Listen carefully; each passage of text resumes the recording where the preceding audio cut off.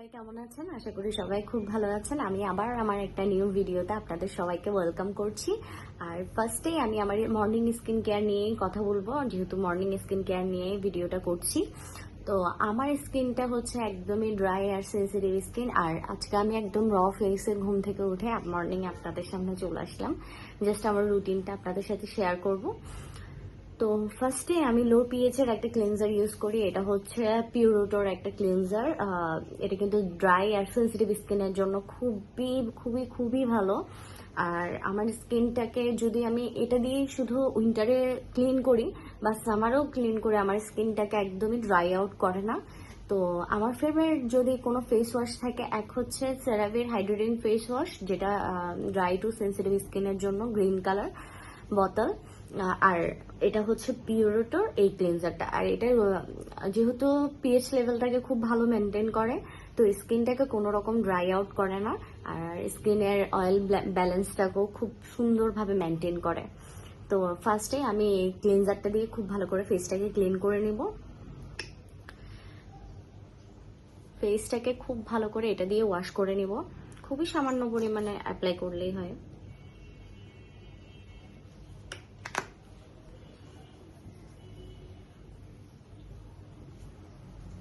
Morning skin কেয়ারটাকে বলবো যে regular বেসিসে মেনটেন করার ট্রাই করবেন, তাহলে স্কিনটা ভালো থাকবে। স্কিনের জন্য 3টা স্টেপ ফলো করা খুব বেশি দরকার। এক হচ্ছে ক্লিনজার, ময়শ্চারাইজার আর সানস্ক্রিন। কারো হাতে যদি সময় না থাকে, অন্ততপক্ষে এই 3টে স্টেপ অবশ্যই রেগুলার বেসিসে মেনটেন করতে হবে। আমি ফেসটাকে ওয়াশ করে আসি। আমি আমার ফেসটাকে খুব ভালো করে ক্লিন করে আসলাম। আর এখন আমি একটা টোনার অ্যাপ্লাই করব। টোনারের জন্য আমি ইউজ করছি হিমেশের এই রোজ টোনারটা। এটা আমার খুবই পছন্দের একটা টোনার। স্কিনটাকে খুব সুন্দরভাবে হাইড্রেট রাখে। তো এই টোনারটা অ্যাপ্লাই করে নিচ্ছি।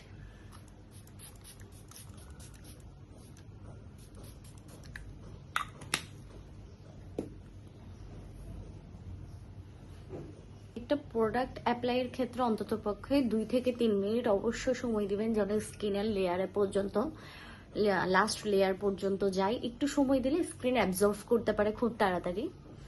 তো একটু সময় দিয়ে স্কিন কেয়ার করতে হবে। আমি যদিও ভিডিওর জন্য একটু ফাস্ট ফরওয়ার্ডই দেখাচ্ছি। তো আমি আমার এই টোনারটাকে জাস্ট একটু ড্রাই আউট করে নিব। হালকা একটু ড্রাই হয়ে আসলে তারপর আমি থার্ড স্টেপ ফলো করব। আর থার্ড স্টেপের জন্য অবশ্যই সিরাম অ্যাপ্লাই করব। আমি এখন ডিটেলস দেখাচ্ছি, কারণ আপনাদের যেন বুঝতে সুবিধা হয় কিসের পর কি, কোন স্টেপের পর কোন স্টেপ ফলো করতে হবে।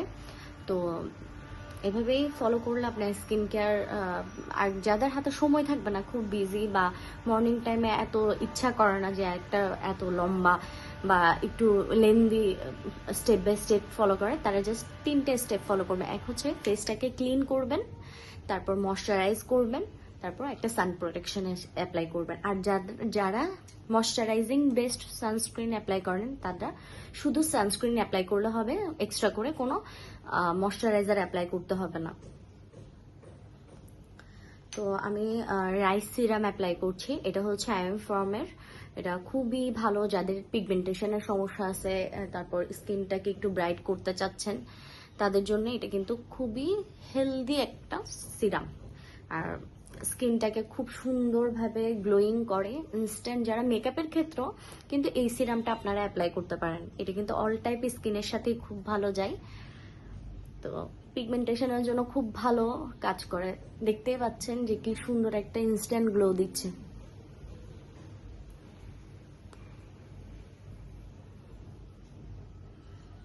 স্কিনটাকে হাইড্রেটিং রাখে, প্লাস ইনস্ট্যান্ট একটা গ্লো দেয়।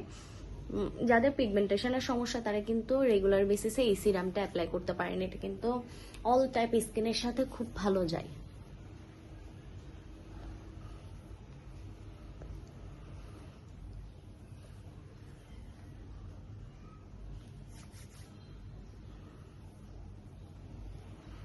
আমার কাছে মনে হয় কোরিয়ান স্কিন কেয়ার সবচাইতে বেস্ট। আমি যদিও জাপানিজ স্কিন কেয়ার কখনো ইউজ করি নাই, কারণ আমার কাছে মনে হয় কি, আমার কাছে আমার স্কিনে যেটা স্যুট করে সেটাই আমি রিপারচেস করি, বা বেশি চেঞ্জ করা ট্রাই করি না। আমার স্কিনে যেটা ভালো লাগবে সেটাই আমি ট্রাই করি, ওই প্রোডাক্টটাই ইউজ করার, অন্য কোনো প্রোডাক্টের দিকে না যাওয়ার।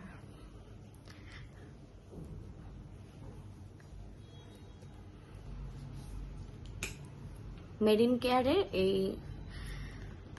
ময়শ্চারাইজারটা অ্যাপ্লাই করছি। এটা স্কিনটাকে একদম মানে যারা মেকআপের জন্য খুবই ডিউই একটা স্কিন কেয়ার বা ডিউই একটা স্কিন চান তাদের জন্য এই ময়শ্চারাইজারটা একদম বেস্ট। স্নেল ময়শ্চারাইজার, এটা এন্টি এজিং এর জন্য খুব ভালো কাজ করে। তো তা মানে এত ভালো রাখে, হাইড্রেটিং রাখে স্কিনটাকে।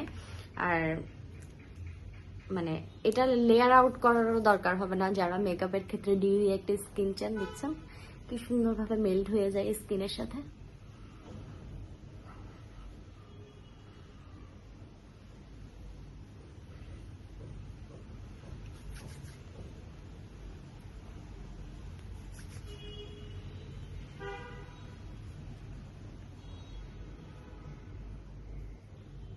সবার লাস্টে আমি জাস্ট সানস্ক্রিন অ্যাপ্লাই করবো।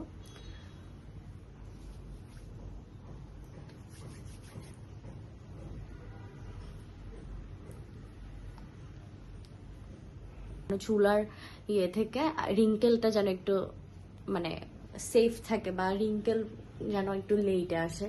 সানস্ক্রিন অ্যাপ্লাই করছি, এটা হচ্ছে বুলগেরিয়ান সানস্ক্রিন। এটা যেহেতু একটু হোয়াইট কাজ দেয়, এটা আমি ঘরেই ইউজ করে ফেলছি। এটা শেষ হলে আমি এটা রিপারচেস করব না। এটা আমার কাছে আমার লাইফের সবচাইতে বাজে একটা সানস্ক্রিন মনে হয়েছে, এত বেশি হোয়াইট কাজ দেয়, বাইরে গেলে এটা ইউজই করা যায় না। তো এটার জন্য আমি এটা ঘরে ইউজ করে ফেলতেছি, এটা যেন তাড়াতাড়ি শেষ হয়ে যায়, যেহেতু এটা খুব ভালো সান প্রোটেকশন দেয়। সান প্রোটেকশন দেয়া নিয়ে কোনো রকম সন্দেহ নেই, এটা খুবই ভালো। কিন্তু এটা এত হোয়াইট কাজ দেয় যে আমি এটা বাইরে ইউজ করতে পারি না। এটা অনেকক্ষণ লাগে এটা মেল্ট হতে, তারপরেও কিন্তু খুব বেশি হোয়াইট কাজ দেয়। তো হোয়াইট কাজ দেয় এমন সানস্ক্রিন আমার খুবই অপছন্দ। এটা আমি কিনে ফেলার পরে বুঝতেছি যে এটা খুব বেশি হোয়াইট কাজ দেয় ইউজ করার পরে। এটার আসলে রিভিউ দেখে বা এটা তেমন কেউ ইউজ করে না যে আমি তাদের রিভিউ দেখে পারচেস করব। দেখছেন কিভাবে হোয়াইট কাজ দিচ্ছে।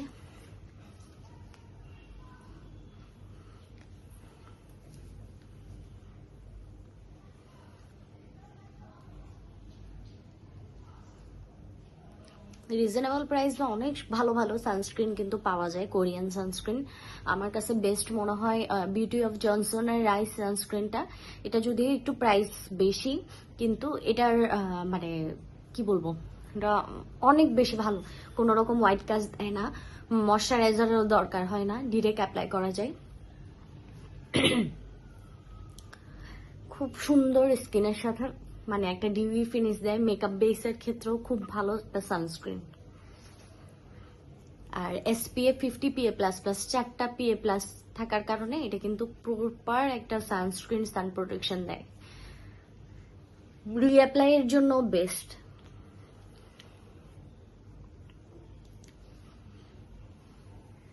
এতক্ষণে গিয়ে একটু মেল্ট হলো, হোয়াইট কাজটা বোঝা যাচ্ছে না তেমন একটা। তো অনেকক্ষণ সময় লাগে আসলে এই মানে এই সানস্ক্রিনটা অ্যাপ্লাই করলে। এখন সবার লাস্টে জাস্ট লেনেজের লিপ মাস্কটা অ্যাপ্লাই করি। এটা অ্যাজ এ লিপ বাম হিসেবে আমি ইউজ করি। কারো কারো হয়তো ভাবতে পারেন যে এটা তো লিপ মাস্ক, রাতে আমি সবসময় ইউজ করি, কারণ এটা স্কিন লিপসটাকে অনেক বেশি হাইড্রেটিং রাখে, লং টাইম পর্যন্ত লিপসটাকে হাইড্রেট রাখে। আর আমার লিপসটা এতই বেশি ড্রাই যে সারা হচ্ছে লিপ বাম ইউজ করতে হয়।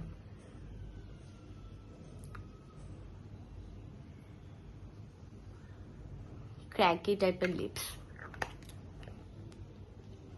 তো মোটামুটি আমার এই ছিল আমার মর্নিং স্কিন কেয়ার। তো আমি ডিটেলস দেখানোর ট্রাই করলাম। তো আপনাদের যদি ভিডিওটা ভালো লাগে তাহলে অবশ্যই আমার চ্যানেলটাকে সাবস্ক্রাইব করবেন আর পাশে থাকা বেল আইকনটা ক্লিক করে দিবেন। আর জাস্ট কয়েকটা প্রোডাক্ট ইউজ করছি, লাস্টে সব প্রোডাক্ট একবার করে দেখিয়ে দিচ্ছি। এটা হচ্ছে ফেস ওয়াশ পিউরিটোর, আর টোনার হিসেবে অ্যাপ্লাই করলাম হিমেশের বুলগেরিয়ান রোজ মিস্ট। তারপর হচ্ছে লেনেজের এই লিপ মাস্ক, আর সিরাম অ্যাপ্লাই করলাম, রাইস সিরাম, আর সবার লাস্টে সানস্ক্রিন অ্যাপ্লাই করলাম, হিমেশের Bulgarian tone up sunscreen. Morning skin care করার পর নিজের স্কিনটা দেখতে এত বেশি ভালো লাগে।